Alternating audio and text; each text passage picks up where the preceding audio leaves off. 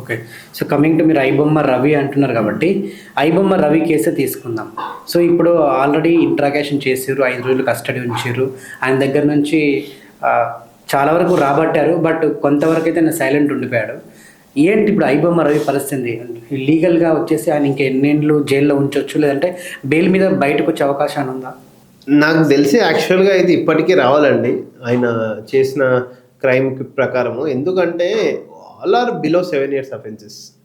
Cyber క్రైమ్‌లో ఆయన చేసిండు. సరే సినిమా ఇండస్ట్రీ 20,000,00,00,000 రాసేయింది అంటుంది గానీ, ఆల్ ఆర్ బిలో 7 ఇయర్స్.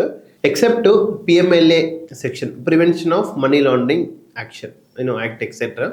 దీని ప్రకారం మాత్రం ఒకవేళ పీఎంఎల్ఏ అట్రాక్ట్ అయితే again he will be under remand for more days.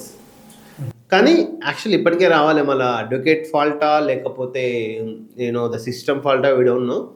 Police వాళ్ళు టైట్ చేసిందా తెలియదు. ఇప్పటికైతే బెయిల్ అయితే 100% రావాలా ఈ టైంకి అయితే. మినిమం 2 వీక్స్ అవుతుంది ఆల్మోస్ట్ వాళ్ళు వచ్చి ఉండాలి. బట్ మిస్టేక్ అనేది ఇంకొంచెం ఆయనకు లీగల్గా సపోర్ట్ ఏమైనా ల్యాగ్ అయిందా అనేది we need to reverify. So, మీరు అతను అరెస్ట్ చేయక చూసారా? కంప్లీట్ 2 తెలుగు స్టేట్స్‌లో ఎస్ 'ఐబొమ్మ రవి' ఒక దేవుడైపోయాడు. ఏ ఆటో ఒక స్టిక్కర్ వేసుకొని 'ఐబొమ్మ రవి' గురించి స్టిక్కర్స్ వేసుకొని మరి ఆయనకు 98% మద్దతు పలికింది. నాకు తెలిసి ఆ 2% ఇండస్ట్రీ వల్ల అయి ఉండొచ్చు సపోర్ట్ చేసిన వాళ్ళు. బట్ ఈయనకు మద్దతు పలికిన వాళ్ళైతే 98% ఉన్నారు. ఇప్పుడు అవునండి. ఇప్పుడు నేనేమంటున్నంటే ఆయన ఇండియాలో ఉండి క్రైమ్ చేయలే. He went to foreign again international issue.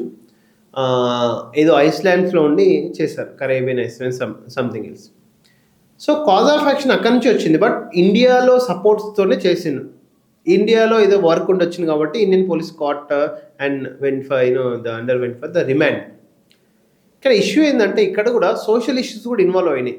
జనాలు ఏమంటున్నారు, మనకు సోషల్ మీడియాలో 98% 'ఐబొమ్మ రవికి సపోర్ట్ చేస్తూ మీడియా ఫిలిం ఇండస్ట్రీ 100 కోట్లు పెట్టి ఎందుకు సినిమా తీయాలి. అవును. మేము దాదాపు ఒక 1000 రూపాయలు టికెట్ ఉంటే 2000 రూపాయలు పాప్కార్న్ ఉంటుంది. ఏం తినాలి? కూల్ డ్రింక్ దాదాపు 400-500. స్మాల్ 20 రూపాయలు బయట దొరికే కూల్ డ్రింక్ నీకు వాటర్ బాటిల్ కూడా 150 రూపాయలు. ఎస్ అండి. 20 రూపాయలు బయట దొరికే కూల్ డ్రింక్ కూడా 400కి ఎందుకు అమ్ముతున్నారు? సో 'ఐబొమ్మ రవి' వర్షన్లో కూడా కొన్ని పాయింట్స్ ఉన్నాయి. వీ నీడ్ టు అంటే ఏంటంటే ఇక్కడ మనం రవికి సపోర్ట్ చేయట్లేదు 100%. మనము we are respecting Indian constitution, we are following the rules and regulations framed with Indian constitution laws. కాబట్టి డెఫినెట్లీ వీ షల్ అదేంటిది treat the 'iBomma Ravi' as an accused and he will be culprit in future. కానీ సొసైటీలో mistakes ఉన్నందుకే ఇట్లాంటి వాళ్ళు తయారవుతున్నారని నా యొక్క అభిప్రాయం. Suppose Baahubali మూవీలో ఒక మినిమం ఒక 100 of crores ప్రాఫిట్ వచ్చి ఉంటుంది అపార్ట్ ఫ్రమ్ ఎక్స్పెన్సెస్. 1 and 2 కలిపి ఒక సపోజ్ 100 crores వేసుకుందాం. ఆ 100 crores నిజంగా బాహుబలికి ఇప్పుడు అదేంటి రాళ్ళు రప్పలు మోసినోడు, రాజమౌళికి ప్రభాస్కి తిండి పెట్టినోడు, ప్రభాస్కి ఏ విధంగా పెట్టిండో తిండి వాళ్ళ నాన్నకు కూడా 1980s 1990s సేమ్ అదే క్యాస్ట్ అదే క్యాడర్ ఉన్నోడే ఇప్పటికి కూడా లీడ్ అయ్యారు. అంటే ఏంటంటే ఈవెన్ సినిమా ఇండస్ట్రీలో నువ్వు ఏమైనా పావర్టీని తగ్గించగలిగావా? ఇప్పుడు ఏఎన్ఆర్ ఎన్టీఆర్కి తిండి పెట్టినోడే ఇప్పుడు జూనియర్ ఎన్టీఆర్కి పెడుతుండు, నాగార్జునకు పెడుతుండు, వాళ్ళ కొడుకు అఖిల్ కూడా పెడుతుండు. వాళ్ళ స్థాయి మాత్రం అదే ఉంది. వాళ్ళు ఇంకా ఫిలిం నగర్లో రోజు 800 కూలీగానే చేస్తున్నారు, 900 కూలీగానే చేస్తున్నారు. వీళ్ళ స్థాయి మాత్రం 100 కోట్లు. అంటే ఏంటంటే ఇట్లాంటి వాళ్ళకి అవన్నీ కూడా ఇన్ఈక్వాలిటీస్ కనిపించాయి కాబట్టి we need to do something. నువ్వు అది సినిమా రేట్లు పెంచినందుకు జనాలే లాస్ కాకుండా ఒకవేళ బాహుబలికి వచ్చిన 100 కోట్ల ప్రాఫిట్లో నువ్వు బాహుబలి టీమ్ మెంబర్స్కి ఎంతమందికి షేర్ చేసినావు? మొన్న ప్రెస్ మీట్లో కూర్చున్నారు, హైదరాబాద్ పోలీసు వ్యవస్థతో ప్రెస్ మీట్లో కూర్చున్నారు. ఆ సినిమా ఇండస్ట్రీ అంటే only not those 10 figures. Chiranjeevi గారు,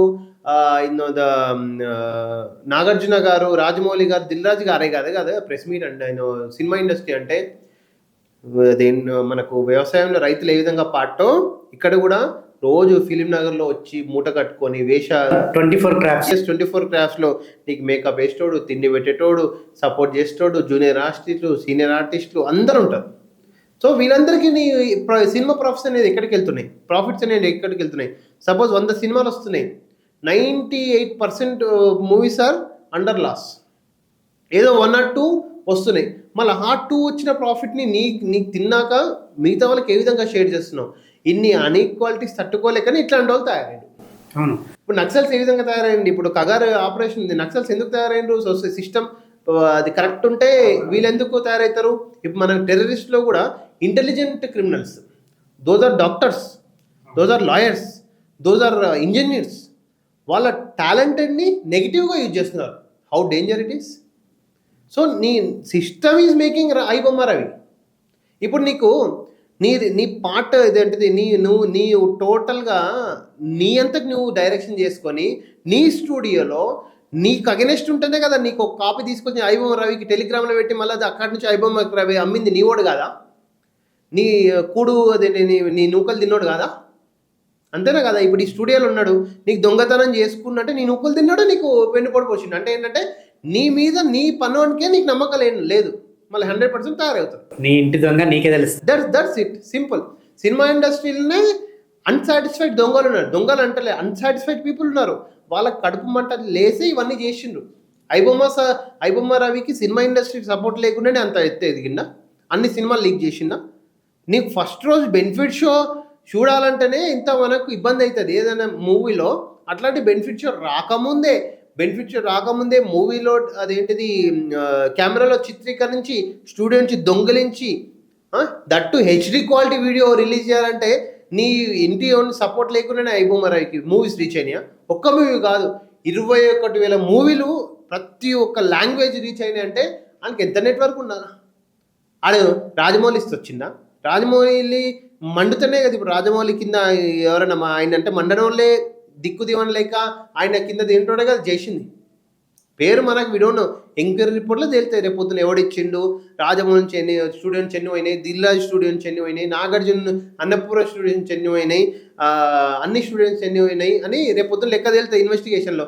అప్పుడు రియలైజ్ అవుతారు, అరే భయ్ నా దగ్గర ఉన్న అన్సాటిస్ఫైడ్ పీపులే వీళ్ళకు కోఆపరేట్ కొలాబరేషన్ చేసినది. బట్ టెక్నాలజీని యూజ్ చేసి హ్యాక్ చేసి ఆ పాస్వర్డ్లను కూడా ఆ సర్వర్లను కూడా హ్యాక్ చేసి ఆ సినిమాలో డౌన్లోడ్ చేసారని చెప్పేసి అంటున్నారు. అవునండి. ఇప్పుడు నీకు 100 కోట్లు ప్రాఫిట్ ఉంది, why don't you make a strong technology? Network నువ్వు బిల్డ్ ఎందుకు చేసుకోలేకపోయినావు? నీ నెట్వర్క్ మేబీ మీ నెట్వర్క్ ఇంజనీరే నీ టెక్నీషియనే ఇచ్చిండొచ్చు కదా. నీ టెక్నీషియన్ నేను 10 రూపాయలు ఇచ్చే అంత కకృతి బదులు 100 రూపాయలు ఇచ్చే బదులు 1000 రూపాయలు ఇచ్చి మంచి టెక్నాలజీ పెట్టుకోకపోయినావు. టెక్నీషియన్ అన్సాటిస్ఫై ఉంటేనే కదా వాడు డెంగట్ చేసేది. Got in my point. Okay, మీరు ఇంతకుముందు ఒక పాయింట్ చెప్పారు. సో ఐబొమ్మ రవి అనే వ్యక్తి ఇండియాలో ఉండి చేస్తే అది ఒక క్రైమ్, బట్ ఆయన ఎక్కడో వేరే దీవుల్లో ఉండి వేరే ఐలాండ్స్లో ఉండి చేసినటువంటి క్రైమ్ కాబట్టి it's not a crime in India అని మీరు అంటున్నారు. ఇట్స్ నాట్ ఏ క్రైమ్ అని కాదు. యాక్చువల్గా ఐపీసీ బిఎన్ఎస్ రీసెంట్గా 2024 జూలైలో అన్ని చట్టాలు చేంజ్ అయినాయి. యాక్చువల్గా క్రిమినల్ యాక్ట్స్ ఐపీసీలో ఒకవేళ ఐబొమ్మ రవి ఉన్నాడంటే వితిన్ పల్లవి ప్రశాంత్ బయటికి ఎట్లా వచ్చినా 2-3 రోజుల్లో బయటకు వచ్చుంటాడు.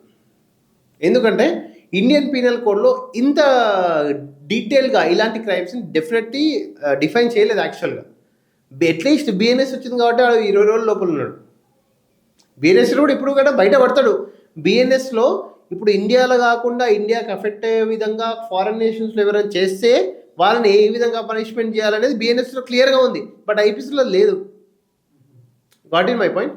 సో ఇక్కడి పోలీస్ వాళ్ళు కానీ ఇక్కడి అంటే డిపార్ట్మెంట్ వాళ్ళు ఈయన ఎక్కడైతే ఇప్పుడు ఉన్నాడో మొన్నటిదాకా కరేబియన్ దీవుల్లో అక్కడికి వెళ్ళి వీళ్ళు దానికి సంబంధించినటువంటి ఇట్లా క్రైమ్ చేస్తున్నాడు అని చెప్పి అక్కడ నుంచి స్టేట్మెంట్ తీసుకోలేరు వాళ్ళు? తీసుకోవచ్చండి. ఇప్పుడు విజయమాల్య అది వాళ్ళు ఇవ్వనీకి ఉంటుందా? ఉంటుందండి 100%. అది depends upon the bilateral issues between India and that country. Caribbean islands ఉన్నాయి కదా, ఆ కంట్రీ యొక్క ఇండియన్ ఎంబసీ ఎక్కడ ఉంటుంది, కరేబియన్ ఐస్లాండ్ ఎంబసీ కూడా ఇక్కడే ఉంటుంది. సపోజ్ మన హైదరాబాద్లో ఉంది Islamic republic of Iran embassy ఇక్కడ ఉంది. ఎంబసీ ద్వారా దౌత్య సంబంధాల ద్వారా మీరు అక్కడ వ్యక్తుల్ని ఎక్స్చేంజ్ చేసుకోవచ్చు, క్రిమినల్స్ని పట్టించుకోవచ్చు. Suppose India versus Bangladesh, Hasina ఇక్కడే ఉంది ఇండియాలో, బంగ్లాదేశ్ డెత్ వారెంట్ ఇష్యూ చేసింది. మనం ఒకవేళ ఇండియా బంగ్లాదేశ్ బైలేటరల్ ఇష్యూస్ కంబైన్గా ఉంటే మనం హసీనాను బంగ్లాదేశ్కి అప్పగించవచ్చు, బట్ వీఆర్ నాట్ డూయింగ్. అది depends upon international relations between the India and Bangladesh. So అది వాళ్ళ ఇష్టం, అది వాళ్ళ ఇష్టం. ఇప్పుడు విజయమాల్య ఉన్నాడు, విజయమాలను 8,000 కోట్లు ఎత్తుకపోయిండు. యూకే గవర్నమెంట్గా యూరోప్ గవర్నమెంట్గా ఇయ్యనంటే ఇస్తుందా? లేదు, ఇయ్యదు. అంతేందుకు స్విస్ బ్యాంక్లో మన ఇండియన్స్ ఖాతా లక్షలాది మంది స్విస్ బ్యాంక్ అకౌంట్స్ ఓపెన్ చేసారు. ఆ స్విస్ బ్యాంక్ అకౌంట్లో డీటెయిల్స్ చెప్పమంటే చెప్తారా? చెప్పరు. గవర్నమెంట్ అడిగినా చెప్పదు. ఎందుకంటే ఇట్స్ ఎ పర్సనల్ అఫైర్స్. అచ్చా. That's it. So finally you will get a bail or not? ఇది షార్ట్లీ వస్తుంది. ఇప్పటికే డిలే అయింది యాక్చువల్గా. షార్ట్లీ వస్తుంది. ఆయన ఇంకేమైనా ఆయన మీద పీటీ వారెంట్ కానీ ఇంకొక 5-6 ఎఫ్ఐఆర్లు వేస్తే పిఎంఎల్ఏ అవన్నీ యాడ్ చేస్తే చెప్పలేం, కానీ ఇప్పటికే బయటికి రావాలి యాక్చువల్గా. ఓకే. సో ఇప్పుడు ఆయన ఇప్పుడు అక్యూజ్డ్ అనుకోవాలా లేకుంటే ఏంటి, క్రైమ్ చేసింది అనుకోవాలా? అసలు ఏంటి? చట్ట ప్రకారం మాత్రం అక్యూజ్డ్ అండి, దోషి. బట్ సొసైటీ మనుషుల ప్రకారం అయితే హీ బికేమ్ హీరో. అంటే while analysing as a lawyer international experience ఉంది కాబట్టి వీ కెన్ ట్రీట్ అది ఇన్ సొసైటీ పరంగా. ఇప్పుడు దేవుడు ఎవరైతారండి? ఇప్పుడు విలేజ్లో ఉన్న 1000 మంది 900 మంది ఎవరినైనా నువ్వే దేవుడు అంటే వాడే దేవుడు. ఇప్పుడు సోషల్ మీడియా మొత్తం రవి దేవుడు అంటుంది కాబట్టి we need to treat as a hero. But చట్ట ప్రకారం హీ బికేమ్ ఏ కల్ప్రిట్. ఇప్పుడు అదే అంటున్నా, క్రీస్తు ఆ టైంలో హీఈస్ అన్ అక్యూజ్డ్. బట్ తర్వాత కొన్ని లక్షల కోట్లాది మంది మనుషులను గెలుపొంది కాబట్టి హీ బికేమ్ ఏ హీరో ఆ టైంలో. అంటే చట్ట ప్రకారంగా ఆ టైంలో జీరో, బట్ సొసైటీ పరంగా హీ బికేమ్ పాపులర్. ఇప్పుడు ఈయన పరిస్థితి కూడా అదే. అంటే కంపారిజన్ అనేది క్రీస్తుకి ఐబొమ్మ రవికి నాట్ మ్యాచ్ అవ్వు, కానీ ఎగ్జాంపుల్గా చెప్తున్నా. ఇప్పుడు ఫర్ ఎగ్జాంపుల్ ఇండిపెండెన్స్ టైంలో రాజా రామ్మోహన్ రాయ్ అనే ఒక పర్సన్ ఉన్నాడు. అతను సముద్రాలను దాటి పోవాలంటే చదువుకోవాలని ఉండే యాక్చువల్గా. అప్పుడు వాళ్ళ అమ్మాయి అపోజ్ చేసింది, నాయన అపోజ్ చేసింది, సొసైటీ అపోజ్ చేసింది, బట్ హీ బికేమ్ హీరో. అదేంటంటే అప్పుడు ఆ లాకి ఆయన culprit, accused, but he later he became a big reformer in India. And నేను ఐబొమ్మ రవి విషయంలో ఇంకొకటి అడుగుతున్నాను సార్. ఐబొమ్మ రవి చేయడం వల్ల అంటే ఎకనామికల్గా అంటే ప్రొడ్యూసర్లు లాస్ అయ్యి ఉండొచ్చు, ఏ ఒక్కరైతే చనిపోలేదు. బట్ దానికి ఒక 6 months కిందట ఇదే మన ఇండియాలో ఆల్ ఓవర్ చాలా స్టేట్స్లో కూడా బెట్టింగ్ యాప్స్ని ప్రమోట్ చేసినటువంటి ఇన్స్టాగ్రామ్ ఇన్ఫ్లుయెన్సర్స్, యూట్యూబర్స్, సెలబ్రిటీస్ చాలామంది ఉన్నారు. వాళ్ళు ప్రమోట్ చేయడం వల్ల ఎన్నో కుటుంబాలు రోడ్డు మీద పడ్డాయి, ఎంతో యువత ఆగమైపోయారు, ఎంతోమంది యువకులు ఆత్మహత్యలు చేసుకొని చనిపోయినారు. సో ఇంతమంది బలైపోయినటువంటి ఈ బెట్టింగ్ యాప్స్ ప్రమోట్ చేసిన వారని కేవలం వాళ్ళకి కౌన్సిలింగ్ ఇచ్చి పంపించేశారు, బట్ ఎటువంటి శిక్ష లేదు. కేవలం ఐబొమ్మ రవి విషయంలో మాత్రం ఇంత చొరవ తీసుకొని ఆయనకు కంప్లీట్గా జైలు వేయాలి, కొందరైతే ఎన్కౌంటర్ చేసి పడేయండి. మరి వీళ్ళని కూడా ఎన్కౌంటర్ చేయాలి కదా. మరి వీళ్ళ వల్ల ఎంతమంది చనిపోయారు, మరి వీళ్ళకో న్యాయం అతనికో న్యాయం?